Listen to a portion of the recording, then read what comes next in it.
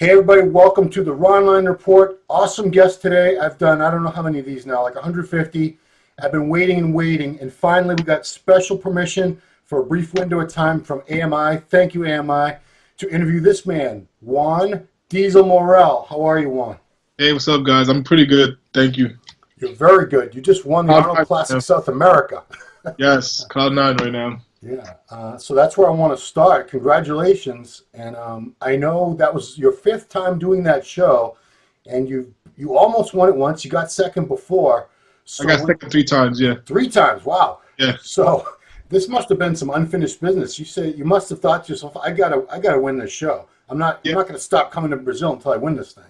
That's how I felt. You know, I was like, I got 3 seconds and 1/3, and I was like, I really want to win this show. It's like I really want to win it. So it's like I had like my mind just set to try to get this title, and you know, it's like, all right. So I kept coming for it, you know. So out of those 3 times you were runner-up, which do you feel was the absolute closest, where one of those situations where it probably could have gone either way and you could have won? I think 2 of them. Was very close, and even the one I got 3rd at, it was a really tough that top 3 because I was so shredded, and Rami was off, and so like even what's it called? You interviewed Dexter, and Dexter had me actually winning that show. Yeah. So it was, but the first one was very close, so I heard, and the last one that I competed at, which I got second, was very close. So Rami, I think was that the year Rami came in at like 315 or 320. Yeah, super big and full, but not very detailed, not very cut at all. Yeah, so, and, you're kind of known for your condition among other things. So yeah, I can see where you might have issues with that finish. But I didn't care. I'm just saying that's what I heard. I mean, you're the winner now. Yeah, it's all good. And I mean, it wasn't an easy win. It's not like nobody good showed up. Rafael, he's very good, and you were a clear winner. I said in all my wrap-up reports and everything, he's got a beautiful physique. He's lacking a couple things that I'm sure he's young. He's going to bring up, and it was hands down. I don't think anybody had any issues except probably the hometown crowd probably had some. They were cheering for him, but when they announced him second, they didn't boo, and then when they announced me first, they cheered for me. Because they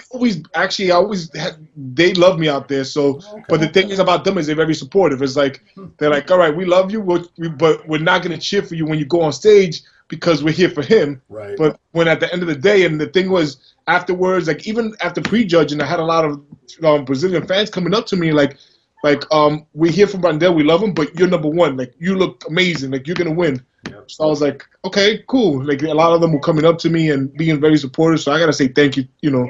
Brazilian fans, they were amazing. I love Brazil, so it was awesome. That's surprising. I give them a lot of credit because a lot of times the hometown crowd, they can be kind of blind, and even if their guy doesn't quite deserve it, they still boo and go nuts. I've seen that. I've been at shows like that. I was expecting that. I was expecting to be booed over there, and they didn't.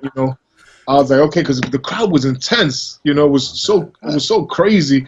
They were like, when he would go on, they were like cheering, and like it was unreal. It was scary. Do you speak any Portuguese? I don't. I just speak Spanish. I don't speak no Portuguese. I think a lot of them that I've met speak pretty good Spanish too. So yes, yeah. I can talk Spanish to a few people. Yeah, and I'm sure you can understand a lot of it because I can understand Spanish and I can understand Brazilian people. I get the gist of what they're saying. So it's sometimes I'm lost. It depends on what's being said. Right. Okay. So this was your 5th pro win. Congratulations. Thank you. Yeah, you said I watched your interview with Dave, and you said you felt this was your best condition ever. And I've seen you in great shape so many times. It's hard for me, and I wasn't there, so I don't know. But how do you keep beating your best condition when you're somebody who's known like a Dexter? Dexter's known for his condition. How do you pick Dexter's best condition? So how do you figure out this is my best condition? Well, there's a few factors. When I say my best condition, I was pretty grainy. Like I sometimes even when I get hard and I put my trunks on, I'll have like a little bit like of skin that'll hang over my back, Yeah. to my trunks. I didn't get that at all this time around.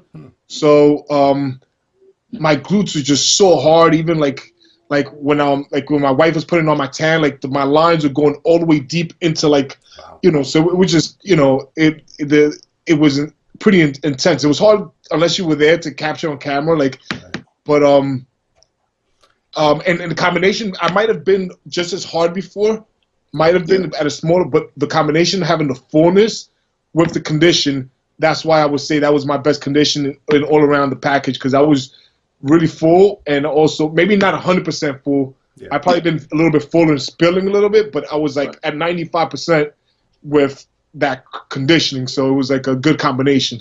And that couldn't have been easy because, you know, you're not in your element. You're thousands and thousands of miles away from home.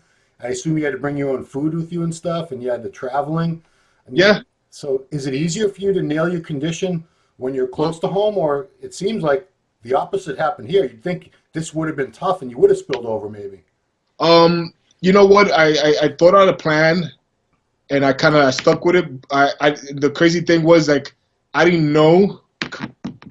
I assumed prejudging was Saturday. I didn't know that prejudging was until Tuesday. I didn't realize that prejudging was Friday. Wow. So thank God I found out early enough Tuesday, like around 1 o'clock. Then I started changing everything I was doing. I was like, okay, I have to change a few things and pretend like this was Wednesday. So now I had to start, you know, kind of carb loading and you know, and kind of a few things change. But when I have a problem when I fly, I actually lose weight, get drier. So my problem is that when I land, now I got to eat up and try to fill out, you know. So for a lot of people, when they fly, they retain water. Absolutely. It actually dries me out. So that's one of the bad things. And I say bad because sometimes it flattens me out to the point that it's like it gets too hard to come back from.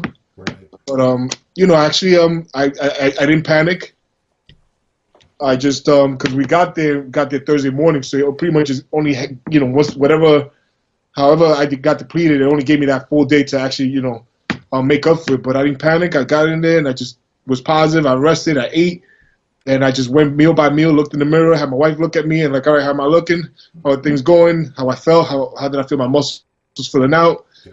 And you know, instead of panicking, because I think that would have just made things worse. Oh yeah. Just kind of relax, and next thing you know, everything my started coming in, started getting full, and then when I went to bed, I was really hard and full, and I was like, okay, perfect. Now, this was perfect. Let's try to mimic this again tomorrow, since prejudging is not to 6 o'clock.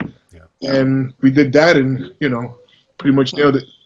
Did you do your own prep for this show? Yes. Oh wow. Is this the first time, or have you been doing that for a while? Been doing my own prep since 2014. Wow. Okay. Yeah. Wow. I didn't know. I thought for some reason I thought you worked with Aceto or something for a while. No. You know, I remember Dave was coaching you years ago, but wow, you've been doing this on your own that long.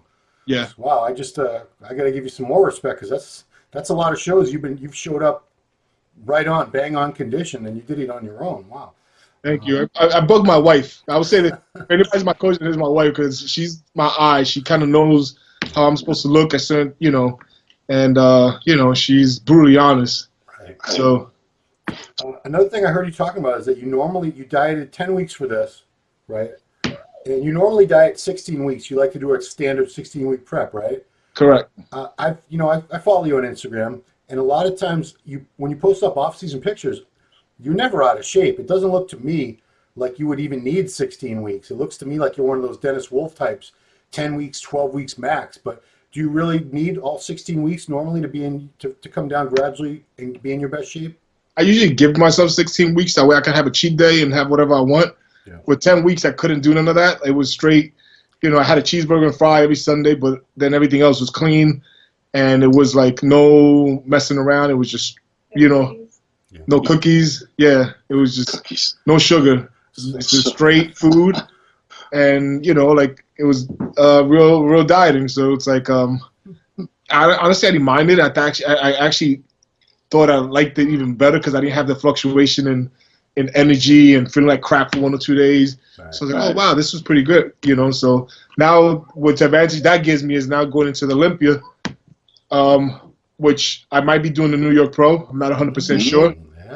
I'm not 100% sure. I'm going to decide next week or or so. And if I do it, it gives me, like, I don't have to start my prep till like I'm 8 weeks out, because then instead of having to like, oh, well, I'm going to just cheat and, start slowly, I'll just, just die hard. I actually like this. So that way it gives me a little bit to put on a little more size and work on some improvements for like 8-9 weeks, right, and cut down.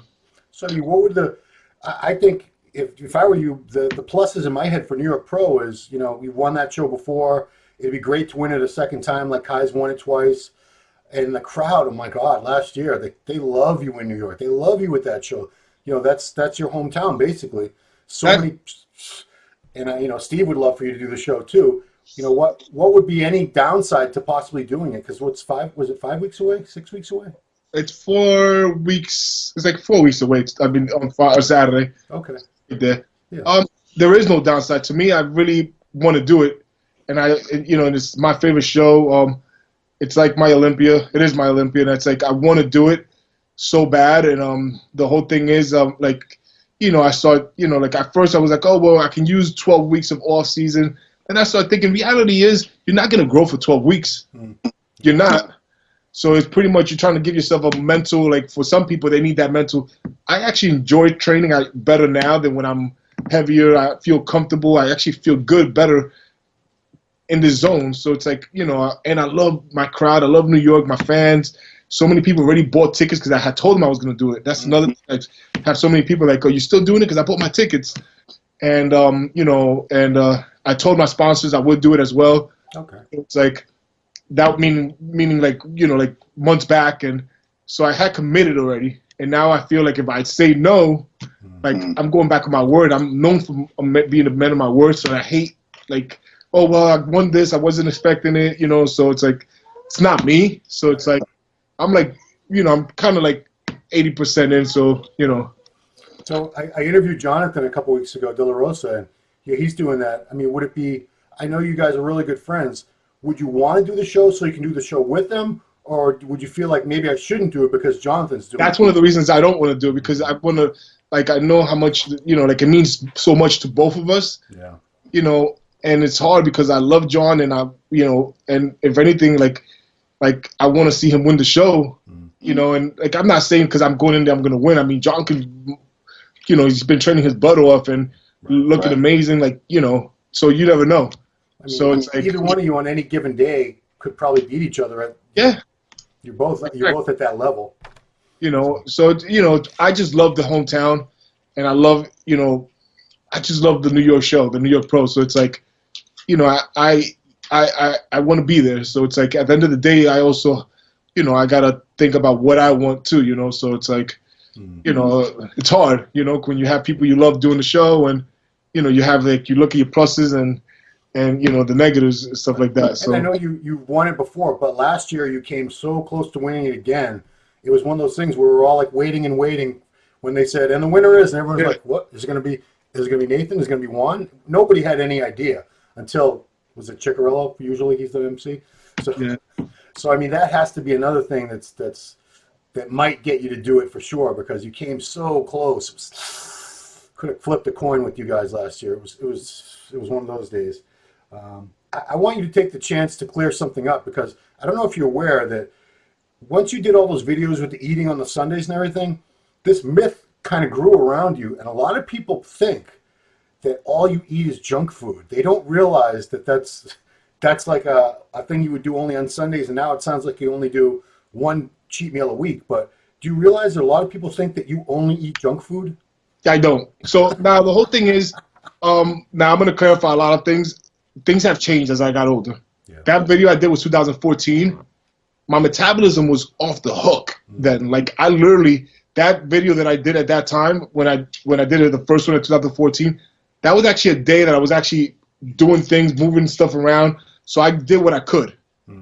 But there was days, like if Jillian Ravel, she's hung out with me plenty of days. Like she used to hang out with me a lot of Sundays that I would make that day look like it was nothing. I'll pack in like 40,000.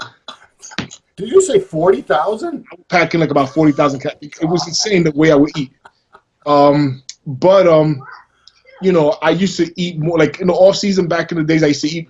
I ate a lot more junk. As I got older, I got wiser and more like I want to stay healthy all the time, so I eat clean, even in the off season most of the time. Like I'll have my cheat days in the off season, and it's just now I don't really, to be honest, I don't really crave junk food like that. Like if I eat something that I like something crappy, I take let's say I eat 1 or 2 cookies, I'm good. I don't need to eat like a whole box. It's like before. So it's like your body changes as you get older. Well, it wasn't like you were eating that stuff because you wanted to. It seemed to me from when we used to do interviews for MD that if you didn't eat a good amount of, quote unquote, junk food and fast food, you flattened out and you shrunk. You would lose weight rapidly. I did. So your metabolism must be finally slowing down a little bit. Yeah, and I love it, to be honest. I love it now better, way better now than it's still easy for me to get easier to get in shape, but than most people. But I still love the fact that I don't have to eat as much food. To be honest, I'm curious. Genetically, you were a pretty thin guy when you started training, from the pictures I've seen. Yeah. But I always look at people's families when they go to shows and try to get an idea where the genetics come from. What would this person have ever looked like if they weren't a bodybuilder? And I can't tell. Do you think you were meant to be a thin guy, or do you think you were maybe meant to be a heavier guy if you had never done anything physical? I think that I was always the opposite of my brother. My brother was heavy, I was skinnier. Yeah. My mom was really thin her whole life. Now she's gotten a little, like she's not, I mean, she used to be thin. Now she's gotten a little heavier ever since she hit like her 50s, just like, I'm guessing like the older age and, stuff like that. But like her whole life, she was like really thin, ate whatever she wanted, and she was like this. So I think that, so your metabolism probably came from your mom. Yeah, that's what I'm guessing, because I felt like I never would have been like heavy. Okay. As far as like growing and improving, like you talked about, you've competed anywhere from like about 250 to 260 seems to be your ideal range now. I know you're always trying to improve, but generally size-wise, do you think you need to be any bigger than you already are? I don't want to get any bigger. I mean, I want to keep improving my legs. Honestly, I improved them. I put side-by-side pictures, and that's the first thing that people noticed when I got on stage. Yeah. I got so many compliments from people that were there, like, "Oh my God, your legs, they're sweeping." They got better. So yeah. I didn't have a lot of time to improve that since Olympia, but I made it happen in a short period of time. I feel now that I know how to do it. Yeah. That within the next 2 years or so, like we're gonna see good changes in my quads. I think that's not gonna require me to pack on an additional 10, 15 pounds, maybe 5 more pounds. But I'm done chasing the size game, because I could be bigger on stage. I could be 10 pounds bigger and look fuller, but I'm not going to look as hard. Right. And, I just kind of I like being aesthetic. That's something that I love. I like having that pleasing small waist. You've kept your waist. I got to say, you've never blown out your waist at all. It seems to be the same size now as when you were like a light heavyweight starting out. Yeah, pretty much. Maybe it's a little bigger, but everything else has gotten so much bigger. You still have a tiny waist. So this is where I have to admit I'm wrong, because you said you improved your legs, and I'm like, I got to look into this. So I looked all the way through your Instagram. Most of the shots you have that one right leg angled out. I'm like, I can't tell what the hell's going on here, because one leg's kind of this way, one leg's that way. It took me forever to find a picture where you're just hitting a lat spread, dead on straight legs, and then I could see, okay, finally now I see there's more sweep than there ever was. Yes. So props to you. And I always, I know it's mostly genetic quad sweep. It's like a bicep peak. You either have a bicep peak or you don't. Quad sweep, I've never really seen too many guys improve it that much. Like, for instance, Johnny Jackson. I'm sure Johnny busted his ass on leg day. He trained with Branch Warren, for God's sake. Dave Henry, I've seen him train. That guy trains like an animal. And he still never got much of a sweep to his quad. So you actually did it. You did something most guys who never had a sweep weren't able to accomplish. So for those out there who are dying to get some improvement on their sweeps, how did you do it, Juan?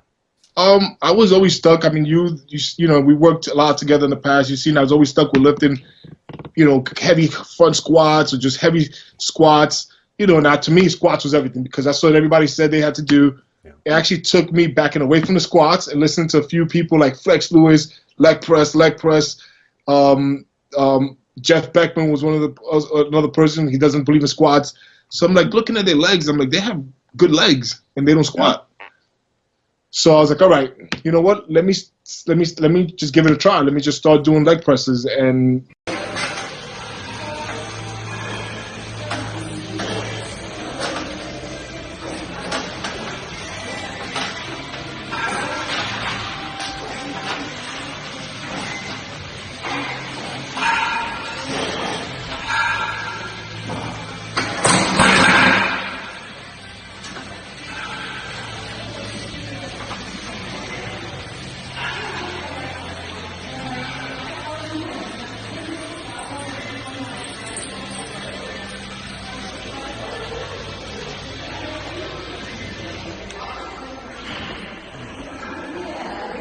let's party, baby.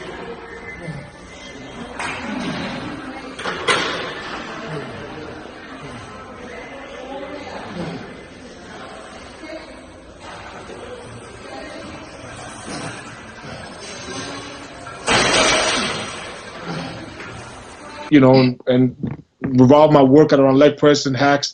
So I always was a big believer in volume and superset. So I started saying, let me try something. Let me pre-exhaust my legs with leg extension, and right from leg extension, go right into the leg press. And from the first set, I would get a crazy pump. Let me tell you one thing. I never used to get a pump when I did legs, when I was squat or whatever, because I was always pushing heavy weight. So my legs would get sore, but I never felt the pump. I was getting a pump from the first set. And that's the whole thing. Was the reason the rest of my body is round and full was because I always, even though I'm training heavy, I'm getting reps. Like, let's say whatever, I get 4 or 5 on the bench, I'm doing 12, 15 reps. Yeah. When I was doing legs, I might have, going to squats and stuff like that and getting 6, 8, maybe sometimes 10 to 12. Mm-hmm. But it wasn't like I was using hamstrings, glutes. I wasn't using my quads. Mm-hmm. And when I finally started to be able to engage it, that's how I figured. I was like, oh, wow, this is what I've been doing wrong all these years. I never was really training my quads. They were getting hit because I was training legs, but not like I wasn't directly hitting them. And it took away me having to, get into my head that you don't need something. Like sometimes somebody tells you you need to squat, you need to squat, you need to squat. I just stopped squatting. I do hacks now, but I do the same thing. Leg extensions, then go to the hacks. So everything I do is a superset, is a pre-exhaust, and when I go to the next exercise, I'm firing, So it's not easy, but it's tough. But you get used to it, and you love it. The pump is crazy. So how long have you been doing it that way for legs? I kind of started going into the Olympia, but I knew that it wasn't going to make any changes going into it because I was in prep and calorie deficit and all that stuff. So I was like, it's not going to really, And I did make a little bit of improvements from the Toronto to the Olympia, but it still wasn't. They were still lagging. Yeah. And from after the Olympia, and I started training them, I started seeing this huge difference in the off season. It's oh wow! It's now I just got to keep it. Every week I would compare my pictures. Oh my God, I'm keeping my legs. And as I got leaner, they started looking better because you started to see the obviously you're gonna be fuller in the off season because you have more water. The muscles are a lot fuller, around it. But I kept the size as opposed to sometimes in the off season my legs would look full. Then once I died it down, if you see the picture I compared Toronto, whatever, it was that had no sweep. It was just flat, my leg would just thin out as compared to this. It's just once I lost the water, they kept the same size and they started looking a little bit bigger because now they started to get the deeper separation. So really, off season you only had. So when did you start prep for this show for Brazil? February? It was 10 weeks. I don't remember exactly. It was 10 weeks out, but I forgot when. All I know is I was enjoying family time and stuff like that, and then at 10 weeks out, I was like, all right, it's time to start this prep. I remember making a post, no more cookies, no more this, no more that, and it's time to, No, my point is you probably only had, I'm guessing, about maybe 2 months of a good solid off season after the Olympia to really make those improvements that you made. Yeah, it wasn't a lot. It really was. If you were able to do that in 2 months, if we put that into the future, because the reason I always give you shit about your legs is because I hate to see somebody that one little thing that could probably be improved could take them up to a next level. You have a spectacular physique. You should be in the top 5 of the Olympia. You should be at the top 3 at the Arnold Classic. You should be one of those guys that they talk about, as a threat for those big shows. And that's the only thing I ever saw. Because, what else? You got giant shoulders, giant back, arms, little waist, conditions exactly where it needs to be. It's an awesome physique. It could be, and that's the one thing that I said, if it just had more of this, because that's the X frame. And I realize it's tough for anyone that's got that wide of an upper body and a narrow waist. You need a lot of quad sweep to really complete that picture. And that's the one thing I want to see you get that. I'm glad you're getting it, and I'm kind of excited to see how much more of that you can bring over the next, if you're just starting to figure this out now, that's a good thing, because it means there's a lot of potential for more improvement there, a lot more. Yeah, I totally agree with you. Like I'm so positive, and my mind is so like, I know that I'm gonna make the improvements. Sometimes I guess that's what's kept me going all these years, because sometimes, like, even though I show up to show you hear it, and you could try to tell yourself, like, damn, it's never gonna happen, as much as I try, as much as I keep saying it. Yeah. But then when I figured this out, and then once I started feeling what I felt, I was like, there's no way that I'm not gonna improve. I was like, it might not be a lot, because I know it's not a big off season, but I'm gonna improve some. And now I know that if I do the New York Pro, then I'll have like 8 weeks to 9 weeks off season. I know that's more than enough, because you can't grow for 12 weeks. Yeah. You can, but not like you're not. So I feel like I know myself. The minute that New York Pro is over, that Monday I will be right back into the gym, training, taking advantage of every day and take advantage of those 8 weeks, and I will make them count. And I know that I feel that that those 8 weeks will get put into good use, that when I do start the Olympia prep and I go right into the Olympia, that I will have even more changes to them. I'm positive on that, because I feel you have to be positive. You have to, if you go in there, deny, not think you can, then you're not. Yeah. So. I know guys get crap if they don't do a lot of shows, because back in the 90s, guys did, 50 shows a year and this and that. Not really. But at the same time, when I look at the schedule of these contests and everything, you got the Arnold and you got this, the New York Pro, the Olympia. For someone that really wants to make improvements, it doesn't give you a lot of windows to do that. If you're going to do spring shows and then the Olympia, at some point in the year, like Nathan, a lot of guys have chosen to do this. They say, next year I'm only going to do the Arnold, or I'm only going to do the Olympia, and that they usually do come back, better, much better. But like I said, you seem to be able to make the best of training during prep. And one thing that freaks me out is how you're stronger when you're leaner and prepping and dieting, because it's usually the total opposite. Most guys start getting weaker and weaker. Has it always been that way for you? It's always been that way, and it's because my body, with the way I think it is because my body feels comfortable when I'm thinner. So when I'm big, I feel uncomfortable.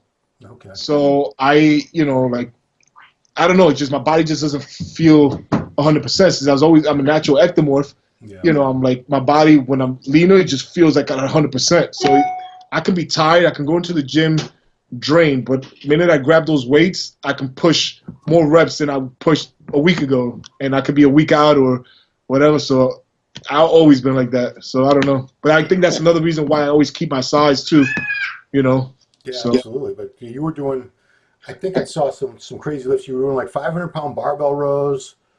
In the past, I'd seen you squatting. In the past, when you were squatting, 100-pound rows, 180-pound dumbbell chest presses. Yeah. Not many gyms have those. That's Bev and Steve's gym, I assume, with the 180s. Yeah. Okay. Yeah, that's pretty insane right there. As someone who's a natural ectomorph, cardio situation as you're getting older, has that changed? Do you have to do more now, or I did more for that prep because, like I said, I had to. I was actually, even believe it or not, I was behind because I had 10 weeks. Yeah. I started my prep at 296. I weighed 255 on stage. Wow. And like at 4 weeks out, I decided to all right, we gotta up this cardio. And I was like, we never done this much cardio, but we're gonna do it now. So I did 40 minutes and AM and 40 minutes at night. I didn't bother me. It's not intense cardio. I'm actually, it's a real low intensity, but it worked. You just posted a picture on your Instagram posing with your daughter Isabella. Looks like you have a little home gym going too. Yeah, that's why I do my cardio. I got a home gym where I have my cardio equipment, but I also have where my clients come so I could check them out when I coach them. They come, I look at them, you know, and see how they look. So, you know, stuff like that. Yeah. Yeah, tell me a little about that. How long have you been coaching people, and, you know, do you find it pretty rewarding?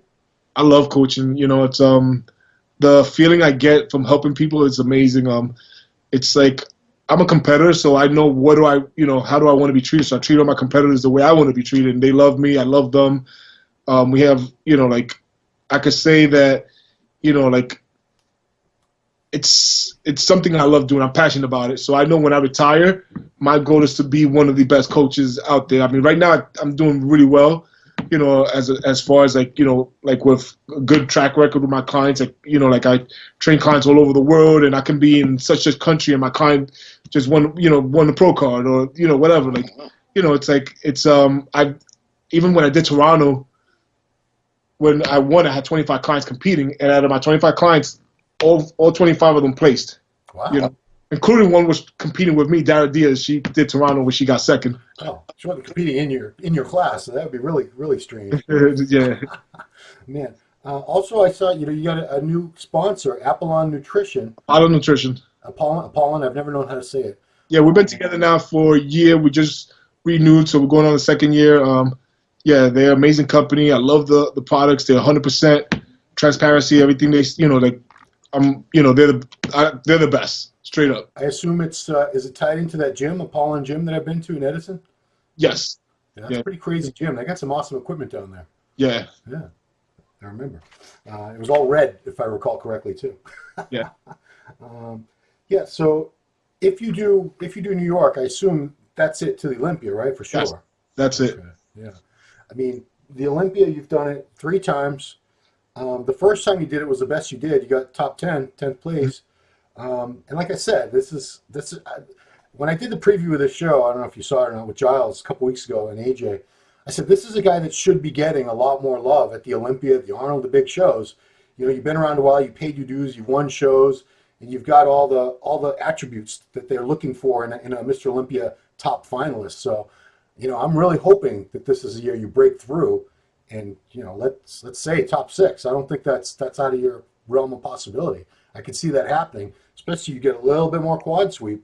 You know, that's because like I said, legs. It's not your legs. It was just that one little part of your legs. Because you turn to the side, your hamstrings are like 5 feet in back of you. You know. Yeah. You know that's where you killed Rafael, was with his quads looked a little better from the front, but once you guys turn to the side, you know, he needs to really get the hams like that. You got that drop, that hanging hamstring. So it's that one thing, and you're improving it. So yeah, I think it's gonna be my best Olympia yet.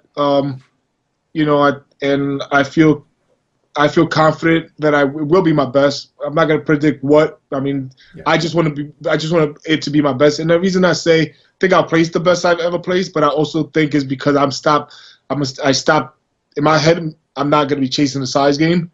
I'm going to go in there, play my strength, which is conditioning. And now that I know that I don't have to worry about losing size with playing the condition now with my muscle maturity and, you know, being older, I can push my body, because I dieted pretty hard for this. Like I was always a big high fat guy. I went real low on my fats, you know, and stuff like that. So I dieted really hard, especially the last 3 weeks, to try to get that conditioning, because I had a vision, and I didn't lose any size at all, and no strength. And the whole thing is like I've stopped playing that. I'm going to play my strength and go in there and just try to come in there and be the most conditioned guy on that stage. So the good thing is you know, you say you try to play the size game a little bit, but at least you didn't ruin your physique. I can't even tell you how many, you've seen it yourself. Yes. How many guys have ruined their physiques just trying to get bigger and bigger, and they get heavier, but they get bigger, but they don't look better. Their guts, their butts get huge, their stomachs are out to here, and I've seen so many guys that really look good when they were smaller and lighter when they first turned pro, and a few years later, it's like, oh my God, is that even the same guy? He's horrible now. What the hell did he do to himself? So, you know, you're fortunate that you didn't do anything crazy. You didn't do anything that took away from your lines, and you are one of those guys that's got the shape and the aesthetics, and you have the mass, which is, you know, this is a great time to be an aesthetic bodybuilder with Sean Roden as Mr. Olympia. Yeah. This is not the Jay Cutler, Ronnie Coleman era where it was, if you weren't 285 or 290, you could just go home. Yeah, but I really had to put on the size then. Yeah, that was a different era. That was mass monsters. And Sean Roden wouldn't have gotten a look in those days, trust me. Yeah. They would have been like, nah, you got to come back when you're bigger. So this is things seem to be coming together for you, Juan. I'm happy. So Thank you. I want to thank once again AMI, very, very generous to them for granting permission for you to do some interviews, because otherwise this would not have been possible. Thank you very much for reaching out and making this possible. You know, I've been wanting to interview for a long time, and I just couldn't because of the contract situation. So, you know, thanks to you. I'm glad to be on here. I mean, appreciate it. You know, we've been friends for a long time, and I appreciate you always showing support. And even when I was doing the show, you gave me a cool comment. I appreciate it. And just want to thank my family for being 100% with me, or my fans, Pollen, AMI, all my sponsors, and just thank you for having my back, and just everybody who's been there for me and who continues to be there for me. I really, really, really am grateful. And the Instagram is Juan Diesel Morel, right? Diesel Morel, yeah. Juan Diesel Morel, everybody on Instagram, follow him. Juan Diesel Morel. Great pictures, great videos, good stuff on there. So that's it. Thank you, everybody, for watching the Ronline Report with Juan Morel, and we'll see you next time. Now it's a party.